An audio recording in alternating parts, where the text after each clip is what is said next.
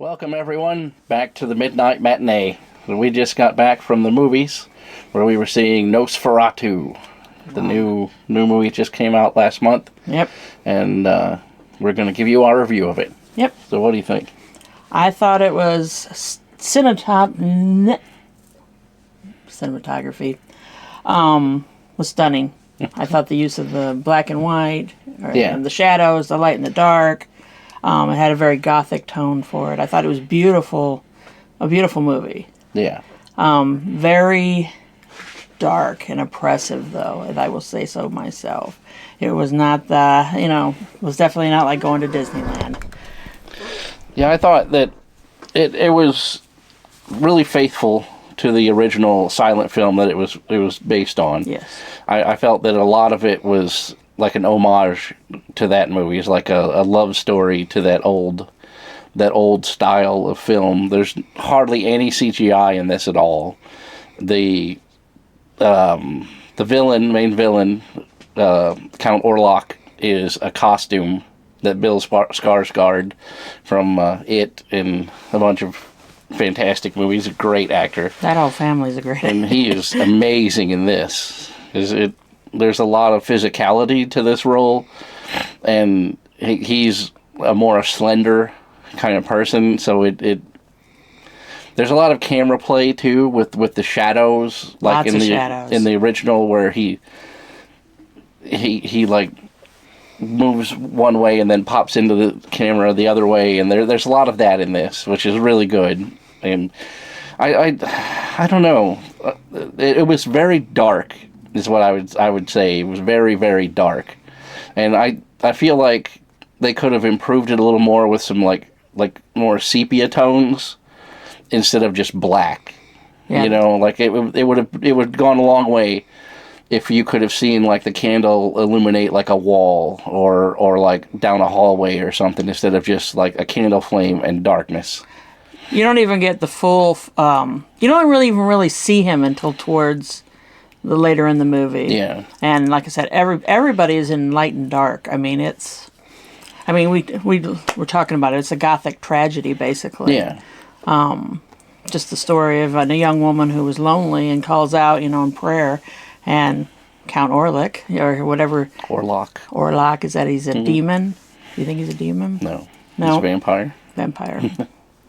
He answers her call. Yeah, he has a psychic bond with her. Like in the Dracula movie, it was because they were married before, and then that whole thing played into the 90s Dracula movie, and it's kind of the same sort of thing in this one, but there's no backstory for how they know each other. It's just that she was lonely and longing and reached out, for somebody to hang out with her, I guess, and he answered that call and was like mentally, taking her over, having these seizures.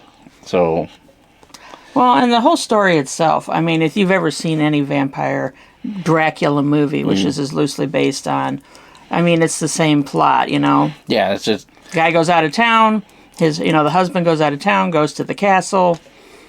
Well, this specific story has been told at least 5 times I could think of off the top of my head. Yeah. And this exact story, like the Nosferatu story, has been told 3 times before. Yeah. So, and the Klaus Kinski 1970s version was fantastic. Really, really well done. And it's been done since then, but never to that degree. And I think this one is better than that one. So, in my opinion, you would have the silent film because it was the first, and then this, and then the 70s version of Nosferatu, and then, like, the other remakes with the... Like Bram Stoker's Dracula. Yeah, and Willem Dafoe in the Shadows of... Oh, what was that one? Shadow of the Vampire. Yeah. Which is kind of creating the original... Nosferatu is like the backstory of that movie. So it was. There's a lot of weight in making this movie because it doesn't really need to be made. You know what I'm saying? So as Robert Eggers took this on as like his love story to the Nosferatu, the original Nosferatu, and it's one of those things where if you're going to remake a movie and you're not going to like completely change it, like Romeo and Juliet with what's his name, the little guy? Oh, Leonardo DiCaprio, right? If you're not going to do that kind of remake, Baz Luhrmann. Yeah, then why even remake it at this point? Because, like, you know, like if you Google in IMDb for like Nosferatu, there's probably 1,000 entries, you know, of B movies and just throwaway junk movies that go straight to VHS, you know, that have the word Nosferatu in it. So, you know, it's one of those things, like, why remake it? But this, I felt like it was important. It was a good homage to the original. Yeah.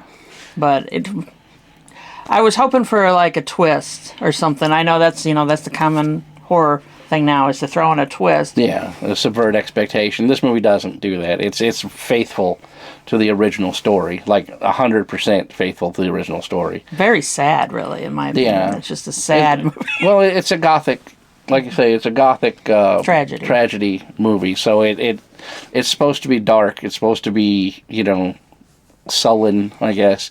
And this movie accomplishes that really well. I really appreciate the soundtrack in this, because it's more of like the background in this movie. There's no soaring orchestra, there's no swells. It's just like there are swells whenever it needs it, you know, to like impart danger, or there's like a couple of chase scenes, you know, where they swell the music to build the drama, but where unnecessarily, this, you know, it doesn't have any unnecessary music in it. Well, also they use silence to also increase tension and that's kind of where I was going with that. That there are a lot of scenes where there's no dialogue and no music, and it's just you hear the wind, you hear the dogs and bells in the background, and the camera slowly pans, and then it cuts to the next scene where it without that little filler scene in there, then it would have been too fast paced for a gothic movie. And a lot of people went into this and they're like, they want to see like the Dracula, the 1990s Dracula movie. Come to suck your blood. Yeah, where he's all dressed in satin with his little sunglasses and everything, and like that's not what Nosferatu was. You know, he's a monster. Yeah, that's the exact word I was thinking. He's an animated corpse. You know, so he doesn't look suave and debonair. You know, he's a nightmare. Yeah, he's a nightmare to look at. So the whole thing was just... They pulled it off, in my opinion. I really, really like this movie. Very oppressive. Yeah, it's dark, it's foreboding. The acting is... I don't want to say, like, restrained, but it comes off like that. Like, every single character in this is played like an average person. There's no over-the-top dramaticism in this movie. It's very tight. And like there was a scene that I was thinking to myself when I saw it. I was like, this is apex cinematography, because the camera, there's a person carrying the camera in a scene, and you can tell by the way it like sways following the character, and then it immediately has a subtle cut in the wall, and then goes to a dolly shot where it pans back and then immediately trails down the hallway and that edit probably took like a week worth of editing, but everybody who sees the movie just complains about the pacing of it. You know what I'm saying? But in my opinion, those dolly shots of a wall or a broken window or, you know, some scratching on the wall, they pay off subconsciously. You don't realize it the first time you watch it, when you're just like, oh yeah, why are you taking this slow pan down the stairs? And the reason for that is because the Count, when you're looking at the Count, he moves like a corpse, like a tired old man. But as soon as he's not in your periphery, he moves like a lightning bolt. So that's why they do those shots like that, to make in your mind understand the unnatural force that he is. So it's like the camera's following very slow, and then it cuts, and then he's already in the hallway, and then as it pans, he's already in the other room. You know what I mean? But then when you're looking at him, he's all, oh, no, you know, he's all hunched over and slow. But then when your eyes aren't on him, he moves like a lightning bolt. So it puts that fear in the back of your mind. Like unsettling. Yeah, it's very unsettling how they do it. And it's masterful in this movie. Yeah. There's people, I read some preliminary, no spoiler-free reviews of this before we went in there. And the one thing that everyone said was that the pacing was very slow, and there was, I don't want to say like needless scenes that could have been tighter, but as a person who likes movies as much as I do, and the crafting of movies, this was very, very tightly edited. Yeah. There wasn't there's no wasted film in this movie. There's no filler anywhere. And I think I jumped at least 3 times. Yeah, there's a couple of really good jump scares in this. I mean, and I am the epitome of like... And there's some gross out scenes that are in there. And I as a person who likes cinema, I really appreciate when the director doesn't, like, cut away from the scene early because there's something gross going on. You know what I mean? And I really, this movie does that. There's at least 3 times I could think of in this movie where something gross happened, and they just carried on with the scene. Well, and it was. I appreciate that a lot. There were some things in there too, like that. Some like, did I see what I just see? And it lends to your imagination. You're like, did I see what I see? Did I saw what? But yeah, the Bill Skarsgård is an absolute treasure. That guy is unbelievably good acting. Especially there's I don't want to give too many spoilers, but there's a few scenes where his physicality takes over, where he has to do like I don't want to say like a stunt, because he's not a stunt person, but he performed it himself, and it pays off because he's wearing the outfit of, you know, an animated corpse vampire with like open wounds and everything, and then he, like, you know what I mean, like powerfully moves, and you're like, whoa. Well, I've heard tale of him, like how much, like when he was on the set of It, you know, in the remake of whatever, and how, you know, he paid Pennywise, and how he was very foreboding to the younger cast on that movie, that he just scared the crap out of them. Right. Because of his like acting he gets prowess. into the character. Yeah, you know, completely. Like his father, Stellan, is the same way. Like he just becomes that character, and he has that gravitas, that you know, visage that he just gives off. You know, and you know that's a different person, right? Like you know, when they're in that outfit and they're ready for that first take. You know what I mean? They're a completely different person. Like I really, really appreciate that. Yeah. Well, his whole family, though. You think about, there's Stellan, and then there was Alex. Yeah. Who played on True Blood and a bunch of other movies. Oh yeah. Gustav was in Ragnarok. The Vikings. Vikings, yes. Yeah. And then he was incredible in that. I mean, that is an incredible family in general. Yeah, we got to get some of their DNA and lock it up somewhere, because that whole family's absolutely amazing actors. Yeah. Very good. But we're lucky to have a Bill Skarsgård in our generation, because he's young and he's out working.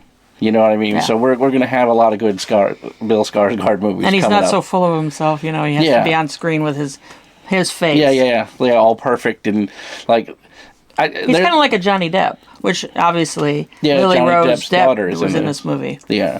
But yeah, Johnny Depp has always played characters that aren't always pretty and perfect and whatnot. And I like that about him. Right.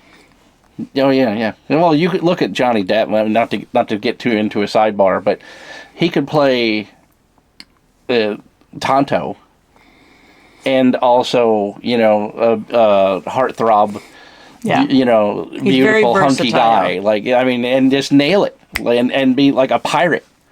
You know, like, he's the pirate. Like, whenever you think of a pirate now, you think of Johnny Depp. Yes. You know what I mean? That's your first image that pops in your mind. Captain Jack Sparrow. Right. Like, that guy, I mean, he just destroys it every time. But then he can do something like Edward Scissorhands or Crybaby or any of those. Oh, yeah. We're going off in a tangent now. Johnny Depp. That's the sort of actor we're talking about here. But his daughter's in this. Yeah, that's why. I think she really portrayed... Yeah. She, talking about physicality, like, she goes full ham. Oh my God, yeah, that one part where she was like... Yeah, because she's supposed to... This character, Ellen, that she plays, has seizures, and that's how Count Orlok gets into her psyche.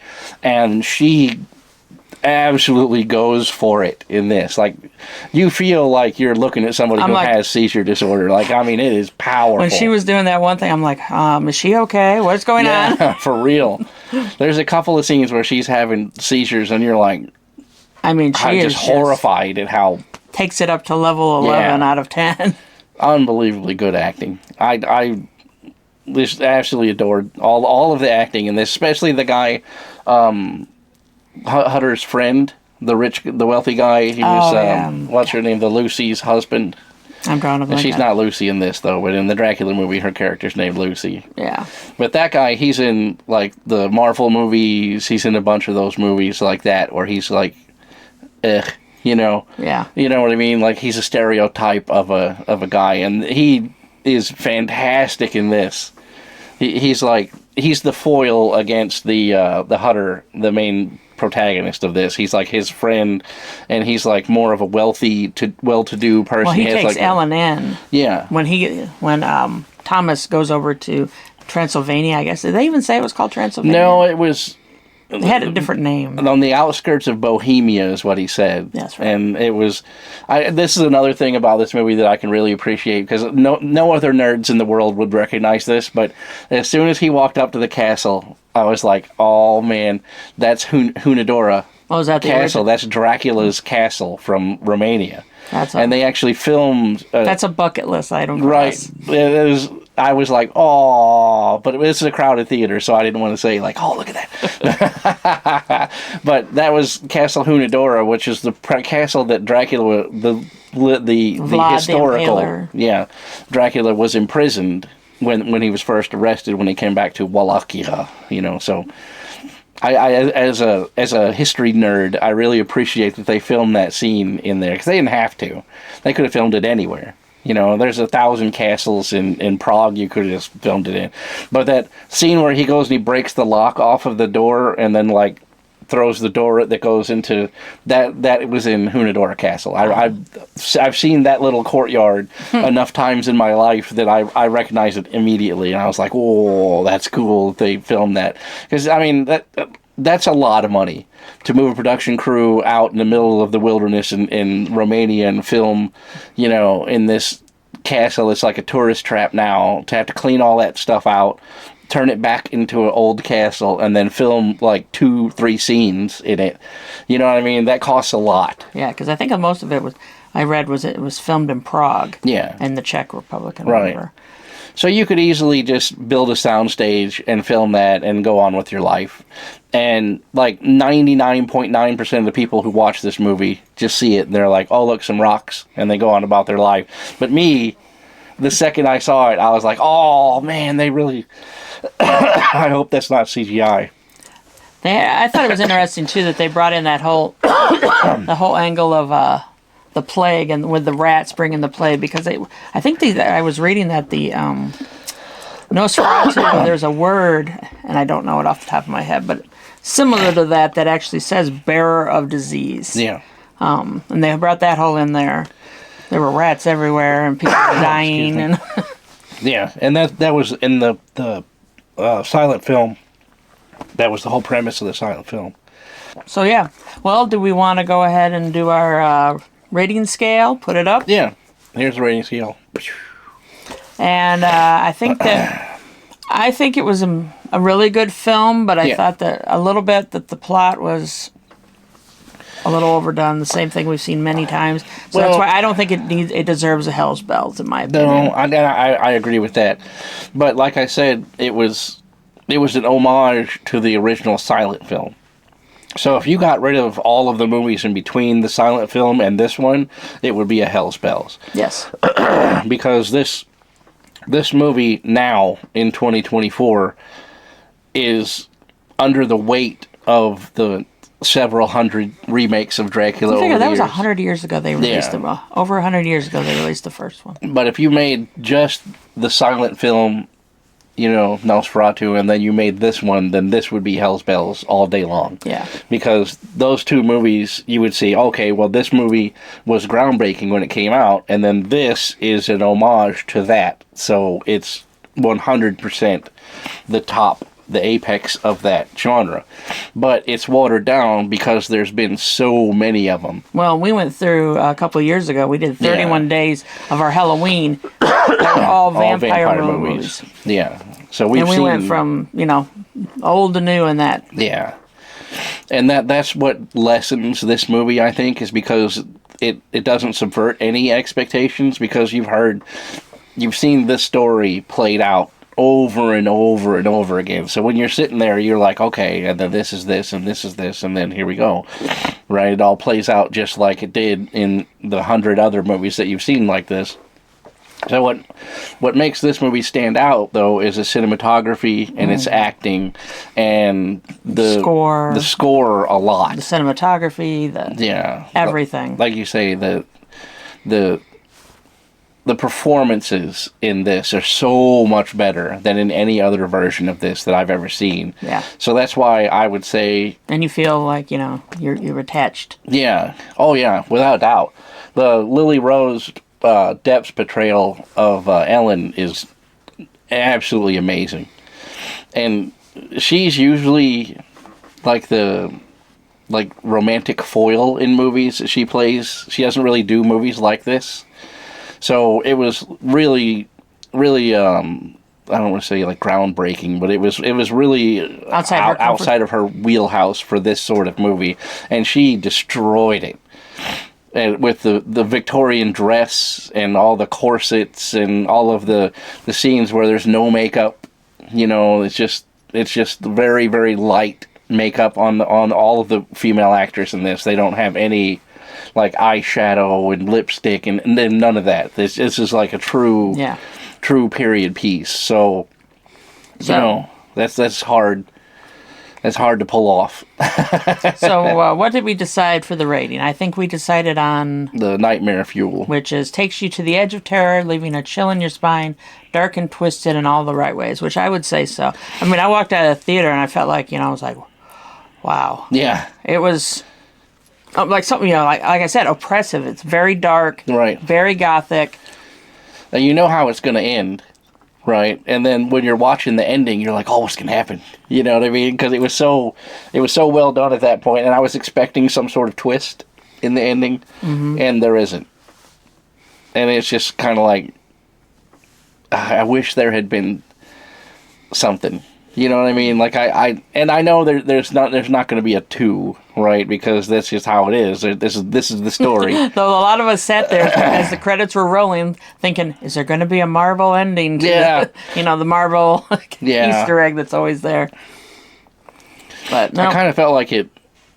There could have been an Easter egg at the end, like where she opened her eyes or something. You know what I mean? That could have happened, but they didn't. So yeah, I would say it gets Nightmare Fuel in my opinion. It was a fantastic movie. I really, really liked it.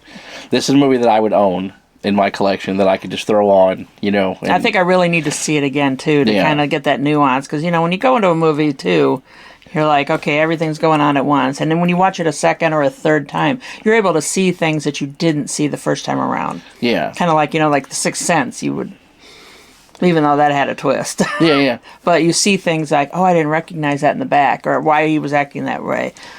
I mean, Robert Eggers kind of fools with your mind a little bit in this movie, too, because there's a couple of scenes where the Count Orlok speaks in this old Slavic dead language. Dacinian, I think. D-A-C-I-N. Dacanian, or maybe? I don't know. Dyson, maybe. Anyway, the subtitles he puts on the opposite screen of where the action is. So, he moves the subtitles to the top, and then your action is in the far bottom of the screen. So you're constantly darting back and forth to see what's going on, to read what he's saying, and then there's another few scenes that are like that too, where he's speaking and the subtitles are here, and every time you move your eyes off of the action to read the subtitle, then something happens. Well, it's kind of like on purpose. But it goes on like what you were saying earlier, that his movements, when you see the Nosferatu full on, he's a slow old thing. But then when you're not looking at him, he's on your periphery. And so maybe that was intentional. Robert Eggers does that to absolute perfection in this movie. Like that, he's constantly directing your vision at something while something is happening over here. Sleight of hand. And it pays off a lot in the unsettlingness of this movie, especially when you're the shadows.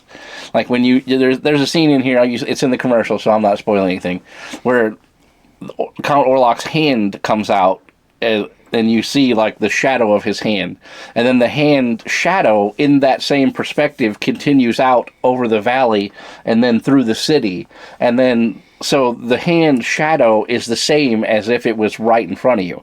So when it goes out into the valley, it's like, a football field size. And then it goes out into the city, and it's like an 1/8 mile size. It's like a progression of a plague. Right. When you think about it. And that was the symbolism of it. It's like the plague is here, and it's starting to take lives. And wherever the shadow goes in the city, you hear people crying and screaming. Well, they said to keep out of the shadow. Dogs, too, right. At some point. The gypsies in the beginning, they give that warning, and there's a scene in the beginning too where what the gypsies are saying and the subtitles don't match, which I was kind of like, wonder why they did that.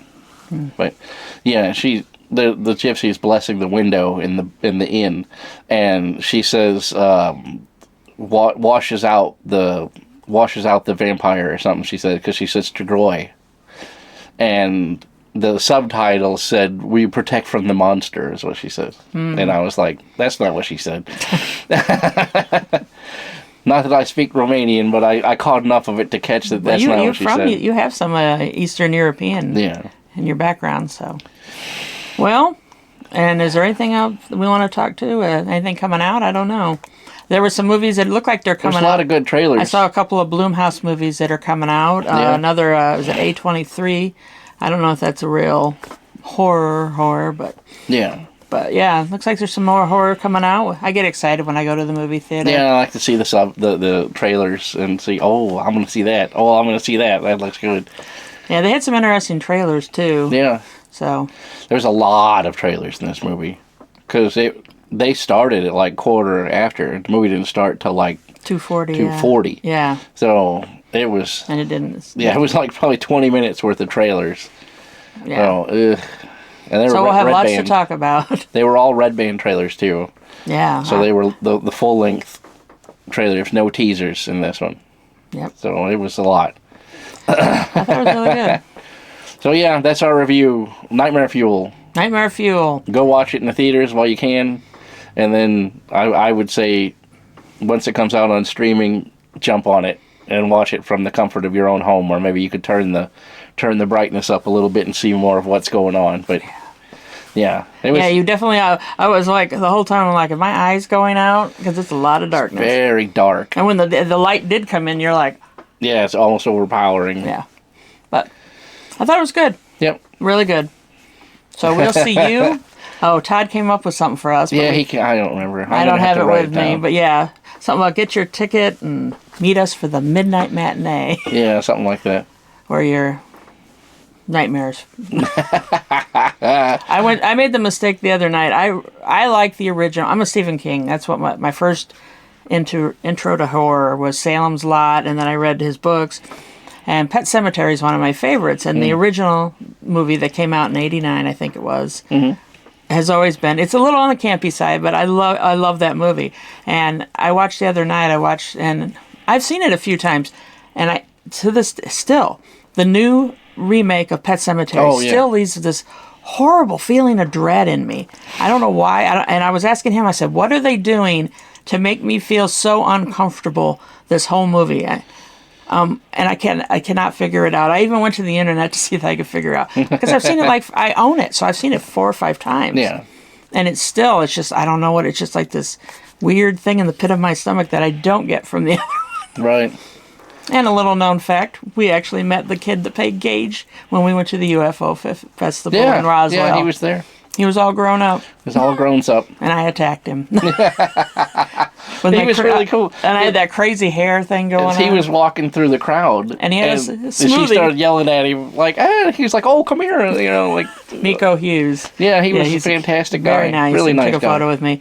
So, but yeah, I guess that's it. And we'll see you. I guess this is our first one in the new year, and hopefully we've got a lot coming up. Yep. We'll still be going over the stuff that we did for the 31 days. We're still working through that, and new movies, and Yep, this is our first, like, real movie review. yeah. That we just went to the movies, we came home, and this is our honest review of it. Yep.